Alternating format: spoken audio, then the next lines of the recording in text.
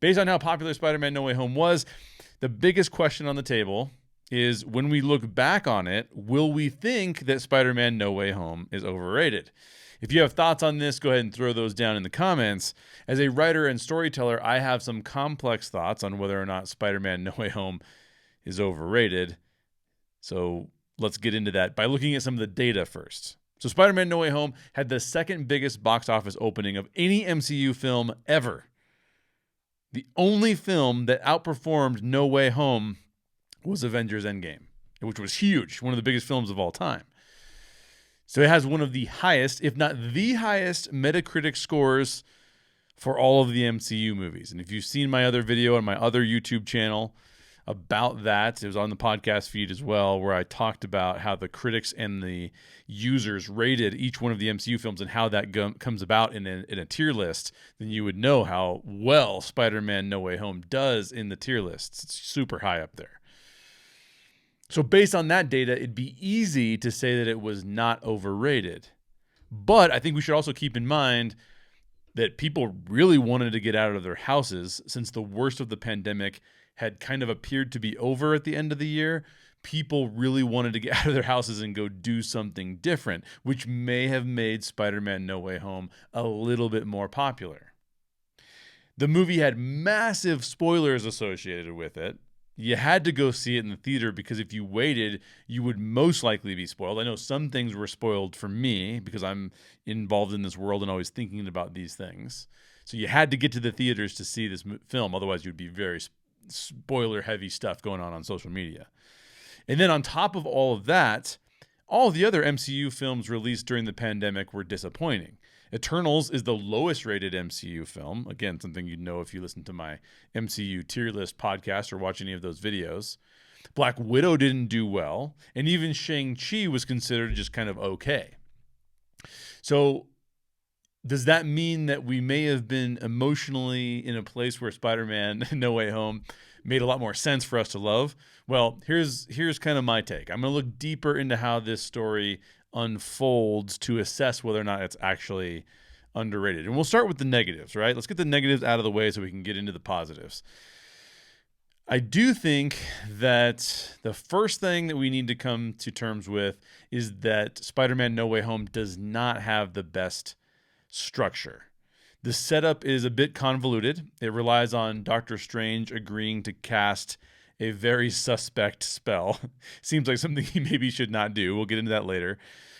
And the entire beginning of the film is fine, but it's not great. It's a little clunky in places. And like I said, we'll talk about that some more later.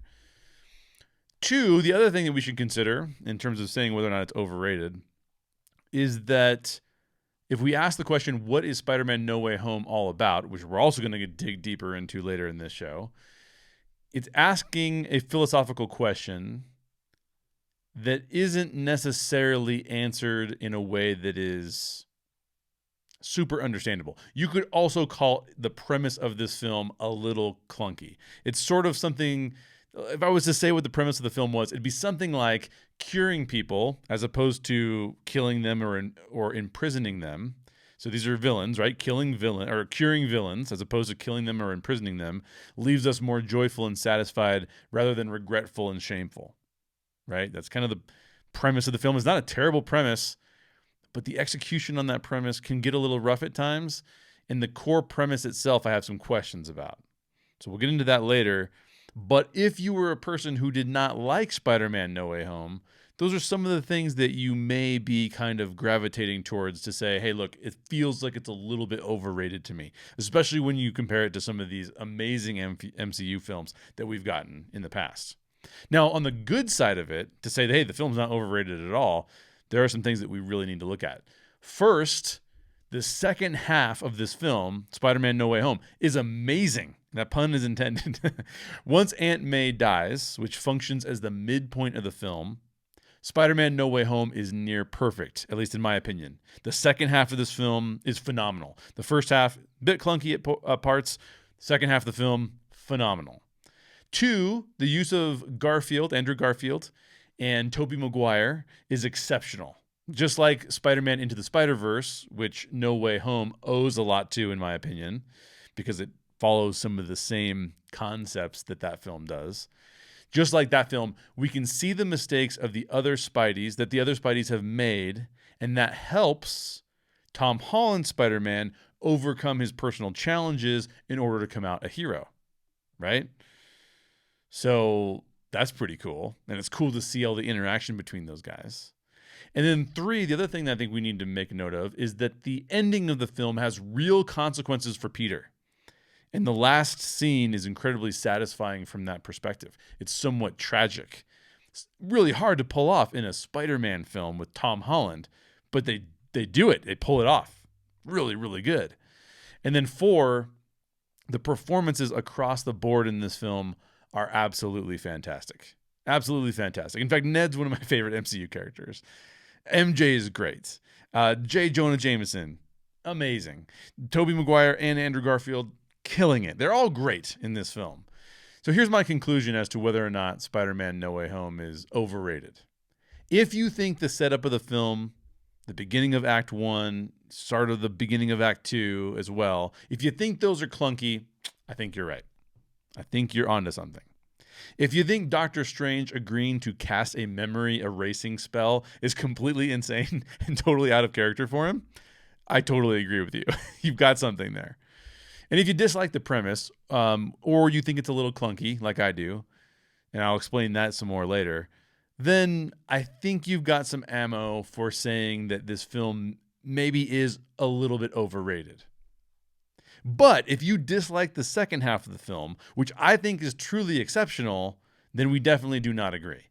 So the reason this film is in my top 5 films in the MCU is that it lets the audience experience every emotion, and it is a great time, and it makes for a great cinema film. This is the kind of film you want to see in the theater, and you want to see it for the first time in the theater too, if you could. And the way the storytellers incorporate all the different Spider-Men, whether it's Andrew Garfield or Tobey Maguire, is amazing. Amazing. Some of the moments that we get in this film where Tobey Maguire's character gets to make amends for something that happened in his films, or Andrew Garfield gets to make amends for something that happens in his films, is just done perfectly well. It is the best type of fan service that you can possibly have in a movie. I don't know that we've ever seen it done better, let's put it that way. And at the end of the day, this film is extremely satisfying. I don't think I've seen a second half of a film that's this good since we saw Rogue One, which was phenomenal as well. So my final take is no, Spider-Man No Way Home is not overrated. It is truly exceptional. But I do think that, with any film, nothing's perfect. And so there are some things that you could say, well, to me, it was overrated because of some of the things that I talked about. But maybe you have some other reasons. If you do, leave those down in the comments below. But for me, Spider-Man No Way Home is a phenomenal film. I did not think that it's overrated. I think it's one of the best films in the MCU. I said it was number 2. Is it going to stay number 2? I don't know. I don't know. I have to watch some of the other films again and just make sure that I'm not reacting to the latest and greatest.